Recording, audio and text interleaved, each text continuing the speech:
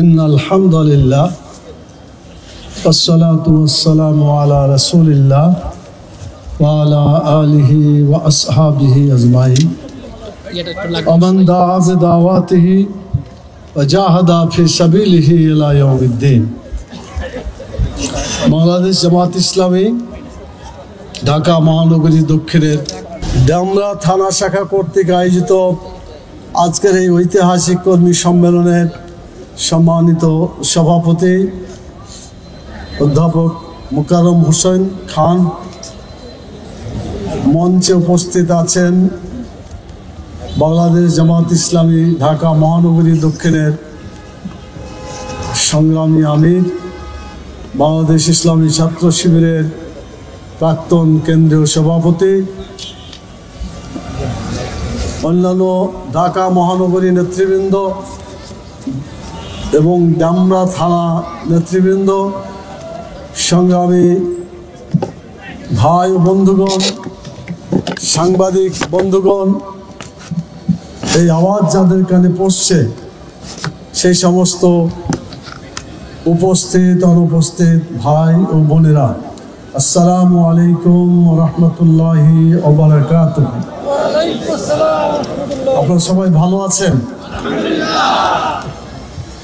আমরা যাতে দুনিয়াতেও ভালো থাকতে পারি এবং আর একটা জগৎ আছে সেখানেও যাতে ভালো থাকতে পারে। আমাদের দৃষ্টি 60 বছরের দৃষ্টি নয়, আমাদের দৃষ্টি হচ্ছে কোটি কোটি বছরের দৃষ্টি, যার শুরু আছে শেষ না। বাংলাদেশে একটি দলই কাজটা করছে, যারা দুনিয়ার কল্যাণের সাথে সাথে আখিরাতের কল্যাণ নিয়ে আন্দোলন সংগ্রাম করে যাচ্ছে।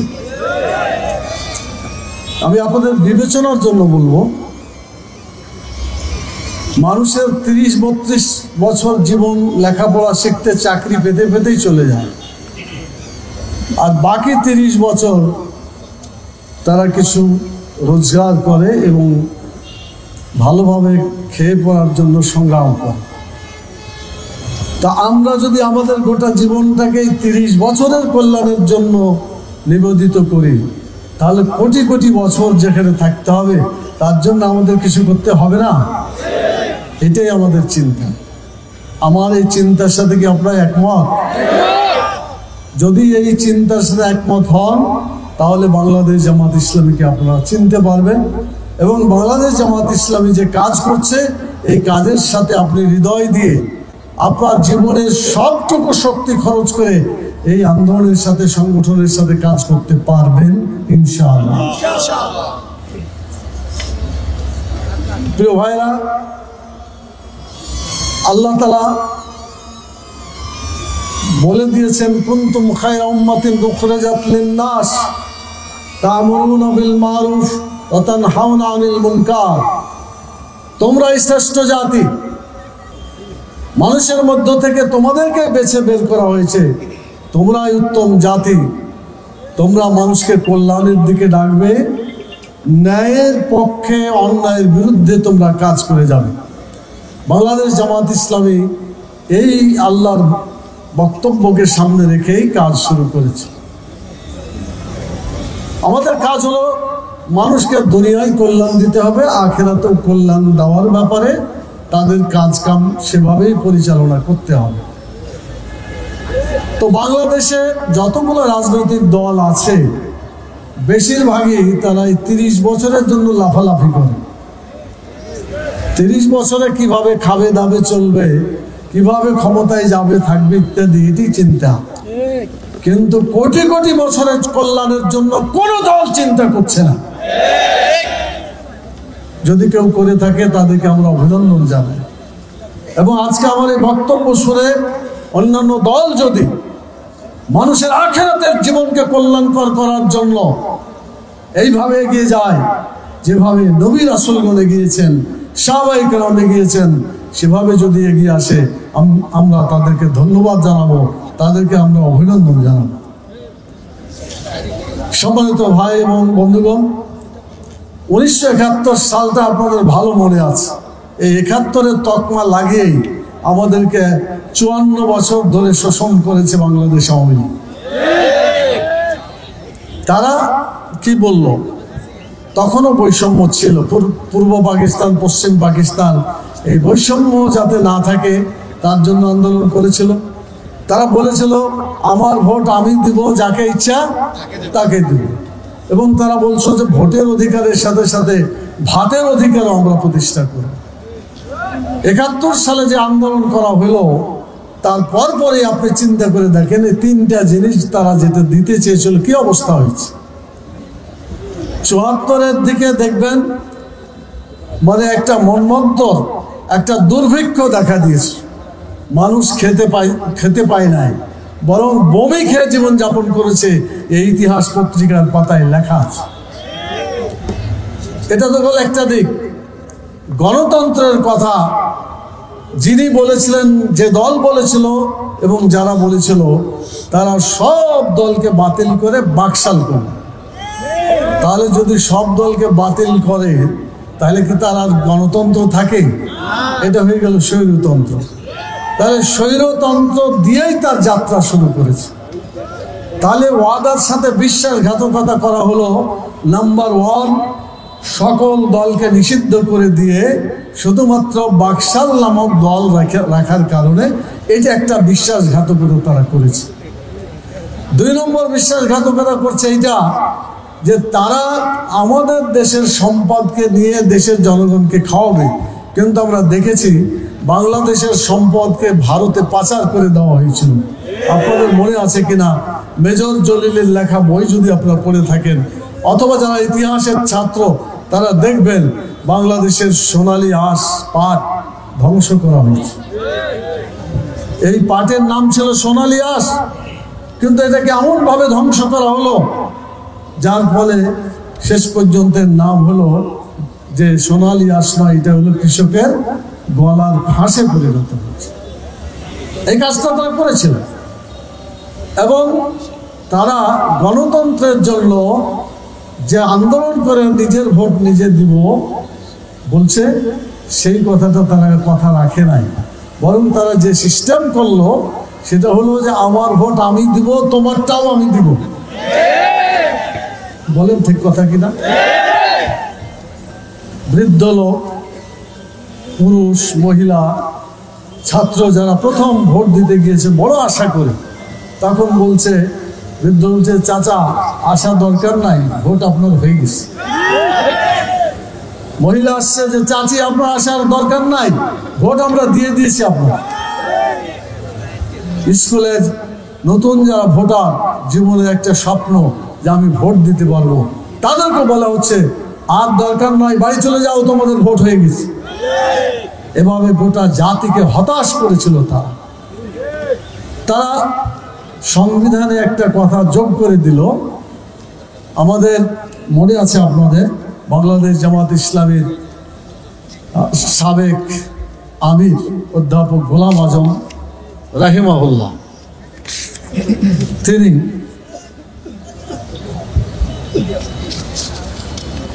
তিনি দুটি কথা বলেছিলেন।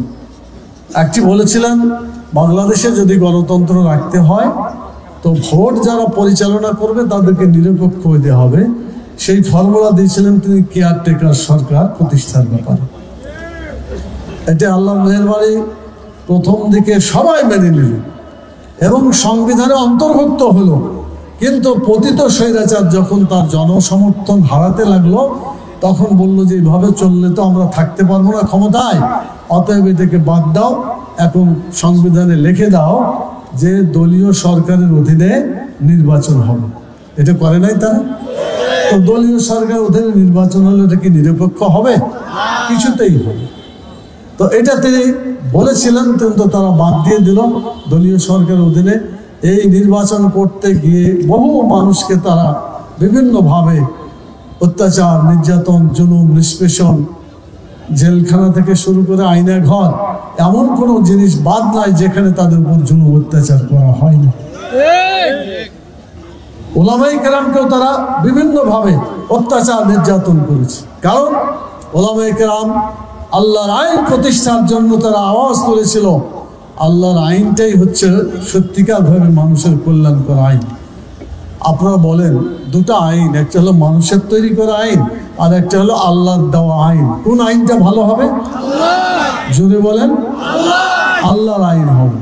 তো আল্লাহর আইনকে তারা কেউ চালু করে নাই। এ পর্যন্ত যতগুলো সরকার আমরা দেখেছি সব মানব রচিত মতবাদ দিয়ে দেশ চালিয়েছে। তো যার ফলে যা হওয়ার তাই হয়েছে। ইসলামী আইন যদি হতো, আল্লাহর দেওয়া আইন হতো, তাহলে দেশে শান্তি হতো। ইসলাম মানেও শান্তি, আত্মসমর্পণ করবে আল্লাহর আইনের কাছে, এটা হচ্ছে ইসলাম। এই ইসলাম চালু হলে দেশে শান্তি প্রতিষ্ঠা হয়। অতীতে যখনই যে দেশে যে এলাকায় ইসলাম কায়েম হয়েছে সেখানেই মানুষ শান্তি পেয়েছে। যতদিন ইসলাম ছিল ততদিন মানুষ শান্তির সাথে জীবনযাপন করতে পেরেছিল। এবং যখন থেকে ইসলামকে রাষ্ট্রশক্তি থেকে বাদ দেওয়া হয়েছে তখন থেকেই দেশে অশান্তি, জুলুম, অত্যাচার, নির্যাতন চলছে এবং এখনো চলছে। আপনারা খেয়াল করেছেন যে 5 তারিখে 5ই আগস্ট সেখানে তারা যে জিনিসটা লড়াই করে অর্জন করেছে আমাদের জন্য, আমাদের সকলের জন্য, সেটা হচ্ছে যে জাস্টিস কায়েম হবে, সুবিচার কায়েম হবে। তো সুবিচার কায়েমের জন্য একটা কথা আছে, সেটা হলো আল্লাহর আইন ছাড়া সুবিচার কেউ করতে পারে না। মানুষের আইন হলে সুবিচার করতে পারবে? মানুষ তো তার স্বার্থ অনুযায়ী কাজ করবে। সেই জন্য আল্লাহর আইন চালু না হওয়া পর্যন্ত সুবিচার আসবে না। উই ওয়ান্ট জাস্টিস যত স্লোগানে দেওয়া হোক, কৃষক, শ্রমিক, ছাত্র জনতাকে আজকে বুঝতে হবে মানব রচিত মতবাদ দিয়ে কখনো জাস্টিস প্রতিষ্ঠা হয়নি, হচ্ছে না, হবে না। আল্লাহর আইন চালু করলেই জাস্টিস সত্যিকার ভাবে আসতে পারে। আল্লাহ তাআলা কোরআন মাজিদে বলেছেন, আপনারা জুমার দিন আজকেও শুনেছেন, ইন্নাল্লাহা ইয়ামুরু বিল আদলি ওয়াল ইহসান। জুমার দ্বিতীয় খুতবাতে আয়াতটা পড়া হয়। নিশ্চয় আল্লাহ হুকুম দিচ্ছেন তোমরা সত্যিকার ভাবে আল্লাহর হুকুম যদি চালু করো তাহলে মানুষ সুবিচার করে। সুবিচার প্রতিষ্ঠা করা, জাস্টিস প্রতিষ্ঠা করা একমাত্র আল্লাহর আইনেই সম্ভব। অন্য কোনো আইনে জাস্টিস বা সুবিচার প্রতিষ্ঠা করা সম্ভব নয়, এটা অসম্ভব ব্যাপার। সেই জন্য আজকে কোরআনের এই আওয়াজ টেকনাফ থেকে তেঁতুলিয়া পর্যন্ত আপনাদেরকে উঠাতে হবে। আপনারা কি সেই আওয়াজ তুলতে রাজি আছেন? মানুষের আইন আর নয়, মানব রচিত মতবাদ আর বাংলাদেশে চলতে দেওয়া যাবে না, যাবে না, যাবে না। যদি আমরা কল্যাণ পেতে চাই, সুবিচার পেতে চাই, জাস্টিস পেতে চাই, মানব রচিত মতবাদকে বাদ দিয়ে শুধুমাত্র কেবলমাত্র আল্লাহর বিধান, রাসূল সাল্লাল্লাহু আলাইহি ওয়াসাল্লামের আদর্শকে বাংলাদেশে চালু করতে হবে এবং বাংলাদেশের সংবিধানে কোরআন সুন্নাহর আইনকে অন্তর্ভুক্ত করতে হবে। জাতীয় সংসদে গেলেই কিন্তু সমস্ত জায়গায় আইন চলে যায়। যারা জাতীয় সংসদে পাশ করে তাদের আইনই তো দেশে চালু হয়। যদি ইসলামী শক্তি, ইসলামী দল যারা ইসলাম চায়, কোরআন হাদিসের আইন চায়, এরকম ব্যক্তিকে যদি জাতীয় সংসদে পাঠানো যায়, অবশ্যই বাংলাদেশে ইসলামী আইন চালু হবে ইনশাআল্লাহ। আমরা এই স্বপ্ন দেখছি, এই স্বপ্নের জন্য আপনাদেরকে প্রস্তুত করতে চাই। জীবন দিয়ে হলেও আল্লাহর আইনের জন্য লড়াই করতে হবে। আপনারা বিশ্বাস করেন দুনিয়াতে আছে, আমাদের মরতে হবে, কি মরতে হবে না? যদি মানুষ এমনি মরে অনেক কষ্ট, কিন্তু যদি শহীদ হয়ে মরে, আল্লাহর আইনের জন্য মরে, তাহলে আল্লাহ তাআলা বলেছেন যে আল্লাহ তাআলা তাদেরকে বিনা হিসেবে জান্নাতে পাঠাবেন। রাসূল সাল্লাল্লাহু আলাইহি সাল্লামের হাদিসে তাই পাওয়া যায়। অতএব বাংলাদেশে কোরআনের আইনের জন্য যদি বুকের তাজা রক্ত দিতে হয়, বাংলাদেশের টেকনাফ থেকে তেঁতুলিয়া পর্যন্ত মানুষের মুখে যদি হাসি ফুটাতে হয়, তাহলে বাংলাদেশের জাতীয় সংসদে কোরআনের আইনকে বিজয়ী করতে হবে। এই বিজয়ী করার জন্য আপনাদেরকে প্রয়োজন হলে বুকের তাজা রক্ত দিয়ে শহীদের মাধ্যমে কাজ করতে হবে। আপনারা কি রাজি আছেন?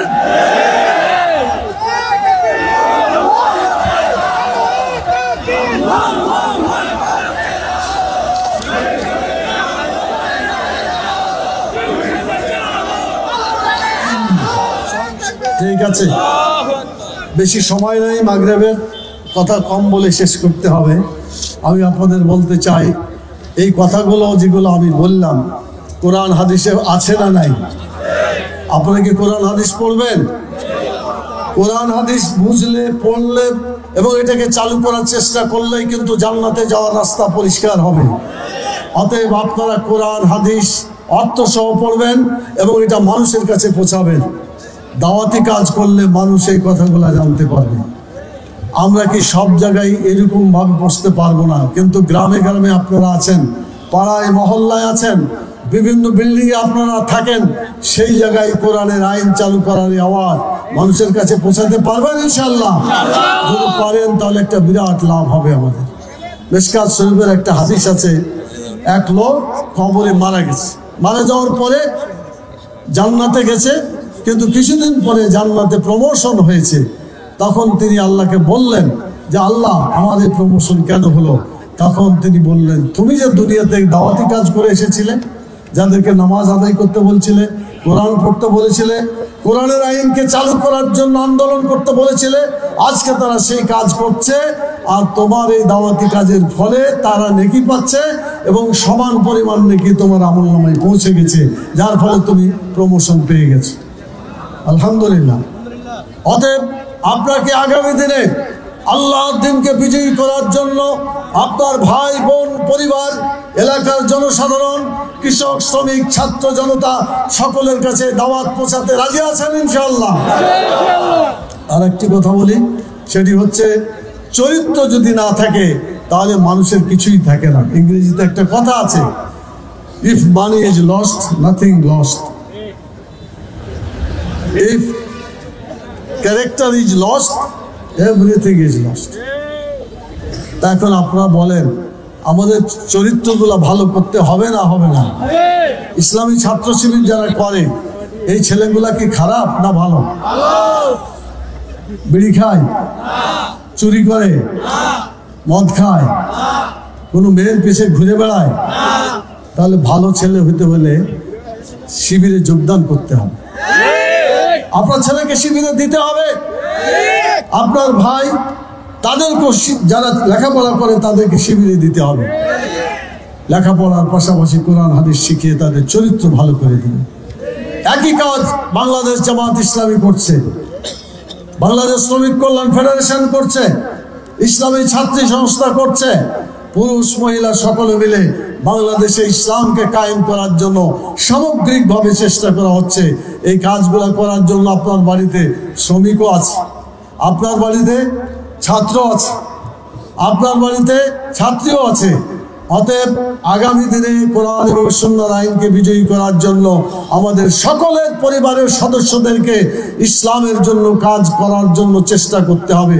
আপনারা কি রাজি আছেন ইনশাআল্লাহ? আমাদের সকল সদস্যকে তাদেরকে ইসলামের পথে আনতে হবে, ইসলামের কাজে জড়িত করতে হবে। আমি শেষ কথা বলে আপনাদের কাছে বিদায় হতে চাই, সেটি হলো প্রিয় ভাইয়েরা, যে কোনো সময় আমরা আল্লাহর কাছে ফিরে যাব। তো আল্লাহর কাছে ফিরে গেলে আল্লাহ তো অনেক প্রশ্ন করবে, তার মধ্যে দু তিনটা তো আপনাদের জানাই আছে। ওমা দিনুকা, তোমার দিন কি ছিল, জীবন বিধান কি ছিল, এ কথাটা তিনি জিজ্ঞেস করবেন ফেরেশতার মাধ্যমে। তো আমাদের দিন কি, জোরে বলেন তো, আরো জোরে বলেন। আমাদের দিন কি? অতএব ইসলাম যতদিন পর্যন্ত আমার চরিত্রে, আমাদের সকল জায়গায় যতদিন এটা কায়েম না হচ্ছে, ততদিন পর্যন্ত আমরা ভালো মানুষ হতে পারবো না। শিক্ষা ব্যবস্থায় যদি কোরআন হাদিস জড়িত থাকতো সিলেবাসে, বলেন তো কোরআন হাদিস আমরা শিখতে পারতাম না? আমাদের দেশে এই পচা শিক্ষা ব্যবস্থাকে বাদ দিয়ে ইসলামী শিক্ষা ব্যবস্থা যদি আনতে পারি, ছাত্ররাও ভালোভাবে কোরআন হাদিস শিখতে পারবে। সম্মানিত ভাই বন্ধুগণ, আপনাদেরকে অসংখ্য ধন্যবাদ জানাই। আল্লাহ তাআলা যে কয়দিন আমাদের বাঁচিয়ে রাখছে, আমরা ইসলামের সাথে আছি, ইসলামের সাথে থাকবো, ইসলাম কায়েম করার জন্য প্রতিটি মুহূর্ত আমরা ব্যয় করবো ইনশাআল্লাহ। সেই আশাবাদ ব্যক্ত করে আপনাকে অসংখ্য ধন্যবাদ জানিয়ে এই বর্তমান সরকারকে সুন্দর একটা নির্বাচন উপহার দেওয়ার জন্য এখন থেকে চেষ্টা করুন, সংস্কার করুন এবং কাজ করুন। এই কথা বলে এই কথা শেষ করছি। সুবহানাকাল্লাহুম্মা ওয়া বিহামদিকা আশহাদু আল্লা ইলাহা ইল্লা আনতা আস্তাগফিরুকা ওয়া আতুবু ইলাইক। আসসালামু আলাইকুম ওয়া রাহমাতুল্লাহি ওয়া বারাকাতুহু।